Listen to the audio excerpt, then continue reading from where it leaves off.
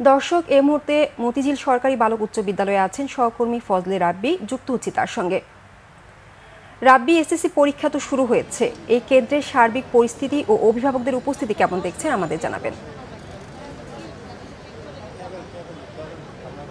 জি রেখা, ধন্যবাদ। আপনি জানেন যে আজ কিন্তু সারা দেশেই কিন্তু একযোগে এসএসসি সমমানের পরীক্ষা শুরু হয়েছে এবং সকাল 10টায় কিন্তু আসলে এই শুরু হওয়া এই পরীক্ষা চলবে ঠিক দুপুর 1টা পর্যন্ত। এবং আজকে বাংলা প্রথম পত্র পরীক্ষার মধ্য দিয়ে কিন্তু আসলে এই এসএসসি পরীক্ষা শুরু হয়েছে।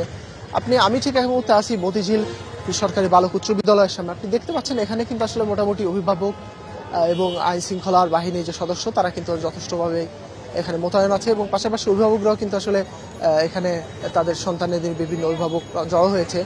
তো এবার মূলত 11টি শিক্ষা বোর্ডের অধীনে এসএসসি পরীক্ষায় অংশ নিচ্ছে 19,28,181 জন শিক্ষার্থী, যা গত বছরের তুলনায় কমেছে প্রায় 1 লাখ। এবার মোট পরীক্ষার্থীদের মধ্যে আছে ছাত্র 9,61,231 জন আর ছাত্রী 9,67,739 জন। এবারের এসএসসি পরীক্ষা কিন্তু আসলে অনুষ্ঠিত হচ্ছে পূর্ণাঙ্গ সিলেবাসে।